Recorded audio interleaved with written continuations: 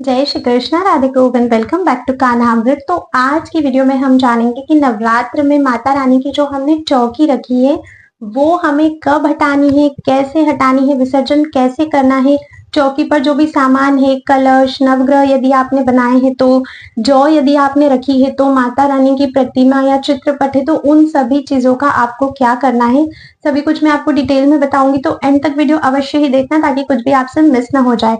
और अगर आप चैनल पर नए आए हो तो चैनल को सब्सक्राइब करके बेल आइकन पे प्रेस कर दीजिए ताकि आने वाले सभी वीडियोस के नोटिफिकेशंस आपको मिलते रहें। और अगर वीडियो पसंद आती है तो लाइक और शेयर जरूर कीजिएगा। आपके एक लाइक से मुझे बहुत ही हिम्मत और प्रेरणा मिलती है। चलिए वीडियो को जल्दी से अब शुरू करते हैं। तो देखिए, नवरात्र में जो हमने पूजा करी है, माता रानी की जो चौकी रखी है, ये हमें 9 दिनों के बाद ही हटानी होती है। नवरात्र का मतलब होता है 9 दिन और 9 रात्रि। काफी सारे लोग ऐसा करते हैं कि उनके यहाँ पर अष्टमी की पूजा की जाती है, अष्टमी पर पूर्णाहुति हवन किया जाता है, तो वो लोग अष्टमी के दिन ही चौकी को खसका लेते हैं, चौकी हटा देते हैं। पर आपको ऐसा नहीं करना है। पूरे 9 दिनों के लिए माता इस धरती पर रहती है। पूरे 9 रूपों की पूजा हमें करनी है। नवरात्रि जैसा नाम से ही समझ में आ रहा है, नवरात्रि 9 रातें कंप्लीट होनी चाहिए। तो आपको जो चौकी हटाना है, जो विसर्जन का कार्य है, वो सभी आपको 9 दिनों के बाद ही करना है। और इस बार ये कार्य आपको 12 अक्टूबर 2024 दिन शनिवार को करना है। तो अब करना क्या है और कैसे करना है, तो देखिए, चौकी में सबसे पहले तो हम लोग कलश को थोड़ा सा खसका देते हैं। ठीक है, कलश को थोड़ा सा खसका दीजिए। अब कलश के नारियल का क्या करना है, सबसे पहले ये जानते हैं। तो देखिए, बहुत सारे लोग हैं जो कलश के नारियल को लाल कपड़े में लपेट कर अपने घर के मंदिर में या फिर तिजोरी में रखते हैं। बहुत सारे लोग उसे नदी में प्रवाहित कर देते हैं और बहुत सारे लोग माता के प्रसाद स्वरूप में उसे ग्रहण भी कर लेते हैं। तो आपके यहाँ पर जैसी भी परंपरा है उस अकॉर्डिंग आप कर सकते हो। सभी चीजें करना सही रहेगा जैसा आपके यहाँ हो रहा है। और अगर आप पहली बार कर रहे हो तो इन चारों ही तरीके में से जो आपको पसंद आ रहा है, जो प्रिय और सरल लग रहा है, आप उसे कर सकते हो। अब कलश के जल का क्या करना है, तो कलश में जो जल है उस जल को आपको अपने पूरे घर में छींटना है।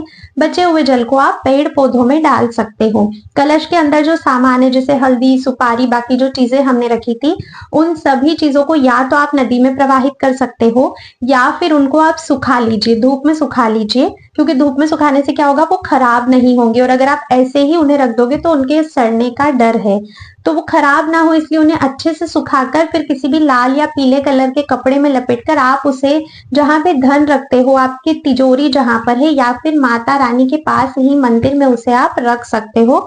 घर के मंदिर में, है ना, मंदिर में नहीं रखना है, घर के मंदिर में। अब बात करते हैं कलश के नीचे जो चावल थे उनका आपको क्या करना है। तो देखिए, फर्स्ट ऑप्शन तो ये है कि आप उसे भी नदी में प्रवाहित कर सकते हो या फिर आप पशु पक्षियों को वो चावल प्रसाद रूप में भी दे सकते हो, तो पशु पक्षी उसे खा लेंगे। तो ये तो बात हुई कि कलश का हमें क्या करना है। अब आगे जो पान के पत्ते पर हमने गणेश जी स्थापित किए थे तो उनका हमें विसर्जन ही करना है। जैसे हम माता रानी का विसर्जन करेंगे ऐसे हमें उन गजानन जी का भी विसर्जन करना है। ठीक है। अब अगर आपने नवग्रह का निर्माण किया है तो नवग्रह के निर्माण में पहले तो थोड़े से चावल डाल दीजिएगा, क्योंकि ऐसा माना जाता है कि वहां पर सभी देवी देवता है, नवग्रह है वहां पर, तो पहले थोड़े से चावल डाल दीजिएगा। उसके बाद उस सामान को भी आप प्रवाहित कर सकते हो या फिर उसमें जो भी मेवे आपने रखे हैं उसे आप प्रसाद रूप में भी ग्रहण कर सकते हो। उसमें अगर चावल मोदन आप रख रहे हो तो वो आप पशु पक्षियों को डाल सकते हो प्रसाद स्वरूप में। ठीक है, नवग्रह की बात हो गई। अब बात करते हैं कि जो जौ आपने बोई थी उनका आपको क्या करना है। तो देखिए, जो जौ थी, वैसे तो जब आप कन्या पूजन करवाते हो तब थोड़ा थोड़ा आप उसमें से 1-2 जौ निकाल के कन्याओं को भी दीजिए प्रसाद के स्वरूप में। सभी घर वाले भी खाइए। अगर आपको नहीं अच्छा लगता है तो आप किसी भी सब्जी या कुछ भी जो घर में बना रहे हो उसमें मिक्स करके भी खा सकते हो। अब जो बचे हुए जौ रहते हैं वो आपको गौ माता को खिलाने हैं, क्योंकि गौ माता में 33 करोड़ देवी देवता वास करते हैं। गौ माता को हिंदू धर्म में सभी देवताओं का प्रतीक माना जाता है। तो बचे हुए जो जौ है वो आपको गौ माता को खिला देने हैं। ठीक है। उसकी जो मिट्टी है, उसकी मिट्टी आप अपने गमले में या जहां भी आपके पौधे हैं, या नहीं भी है तो किसी भी मंदिर में अगर पौधा है वहां पर आप जाकर उस मिट्टी को छोड़ सकते हो। उसके बाद उसके नीचे के जो चावल है या तो आप विसर्जित कर दीजिए या फिर आप पशु पक्षियों को डाल दीजिए। तो ये तो जौ की बात हो गई। इसके बाद हम माता रानी के पास आते हैं। तो माता रानी की अगर आपने मिट्टी की प्रतिमा रखी है तो मिट्टी की प्रतिमा को आपको घर पे ही विसर्जित कर लेना है। अगर पास में कहीं नदी मिलती है तो बहुत ही शुभ है, अगर नहीं है तो घर पे ही विसर्जन कर लीजिए। तो माता रानी का अगर आपके पास चित्रपट है तो फिर उस केस में चित्रपट आप अपने घर पर ही रख सकते हैं। आप चाहे तो किसी भी पास के मंदिर में, माता रानी के मंदिर में भी वो चित्रपट आप ले जाकर रख सकते हैं। ठीक है, ये हो गया माता रानी का। माता रानी की जो चुनरी आपने चढ़ाई है या तो प्रसाद स्वरूप आप उसको अपने पास रख सकते हैं, या फिर जो नारियल अगर आप अपने तिजोरी में रख रहे हो या मंदिर में रखना चाहते हो तो उस चुनरी में ही लपेट कर आप उस नारियल को रख सकते हो। माता रानी के नीचे भी जो चावल हमने डाले थे उनको भी आप पक्षियों को दे सकते हो। अब बात करते हैं कि जो अखंड ज्योत हमने जलाई है उसका क्या करना है, क्योंकि अखंड ज्योत भी हम प्रतिपदा से जलाते हैं और प्रतिपदा से वो पूरे नवरात्र के 9 दिन तक जलती है। ठीक है, तो अब अखंड ज्योत में आप पहले तो तेल भरना बंद कर दीजिए। ठीक है, तेल नहीं भरेंगे तो वो धीरे धीरे अपने आप ही शांत हो जाएंगी। फिर उसकी जो बाती है उसे आप किसी भी हवन में डाल सकते हो। कोई भी, अगर आप जैसे आप खुद भी हवन करोगे उस दिन तो आप उसमें डाल दीजिए, या फिर कभी भी आप उसे संभाल के रख लीजिए, कभी भी कोई भी हवन होता है तो आप उसमें उसे डाल दीजिएगा। उसके बाद उसमें जो तेल है, थोड़ा बहुत तेल नीचे बच जाता है, आप चाहे तो आप उस तेल को, देखिए रीयूज तो आपको नहीं करना है किसी और दिए के लिए।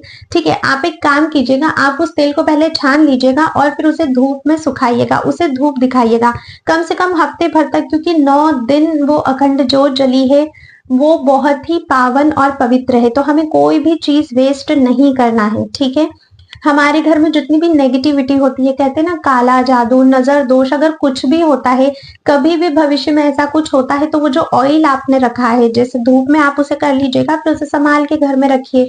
किसी भी छोटी बोतल में आप रख सकते हो, बहुत थोड़ा ही बचता है वो। तो फिर उसे, अगर ऐसी कोई भी चीज होती है, किसी पे बुरी नजर है या किसी को नजर कुछ भी है, तो फिर आप उसे वो ही तेल यूज करिएगा, उसको वही तेल लगाइएगा। ठीक है, इस तरह से आपको पूरे चौकी का मैंने बता दिया है, सारी चीजें हो जाएंगी। ठीक है, जो पत्ते रखे थे आपने, जो कलश के ऊपर पत्ते रखे थे, उन पत्तों को भी आप अलग रख लीजिए और फिर उन्हें सुखा लीजिए, या तो उनका आप चूरा कर कर आप उसे गमलों में या कहीं भी डाल सकते हैं, तो खाद के रूप में यूज कर सकते हो, या फिर उन्हें भी आप प्रवाहित कर सकते हो।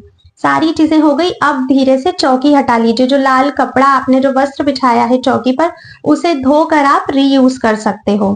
ठीक है, अब जितनी भी मिट्टी की सामग्री थी आपकी, जैसे कि जौ वाला जो आपका पात्र था, या फिर आपने अगर मिट्टी का कलश रखा था, या जो भी मिट्टी का सामान आपका वहां पर बच जाता है, उन सभी को आप धोकर अच्छे से धूप में सुखाकर फिर रीयूज कर सकते हो। मेक श्योर कि आप धोकर और धूप में सुखाकर ही रीयूज करें, तभी वो आप रीयूज कर पाओगे। अगर आप धोते नहीं हो, सुखाते नहीं हो, तो फिर आप उन्हें रीयूज नहीं कर सकते हो। तो आई थिंक मैंने आपको सारी चीजें बता दी है। चौकी जो बची है, फिर आप उस चौकी को हटा लीजिए। चौकी को हटाने के बाद वहां पर आप जल से थोड़ा सा पोंछ कर स्वस्तिक बनाकर उस पर एक दीपक जला दीजिएगा। ठीक है, तो इस तरह से आपका पूरा विसर्जन का कार्य समाप्त होता है, चौकी भी हट जाती है। अगर मुझसे कुछ छूट गया हो या फिर आपने कोई और चीज भी रखी हो तो आप मुझसे कमेंट करके पूछना, मैं आपको कमेंट में बताऊंगी आपको आगे क्या करना है। बाकी वैसे तो मैं सारी चीजें कवर कर चुकी हूँ। अगर कुछ भूल चूक हुई हो, कुछ छूट गया हो, तो आप प्लीज मुझे कमेंट में जरूर पूछ लेना। आज की वीडियो में बस इतना ही है। मैं आप सभी से अब नेक्स्ट वीडियो में मिलती हूँ, तब तक के लिए राधे राधे।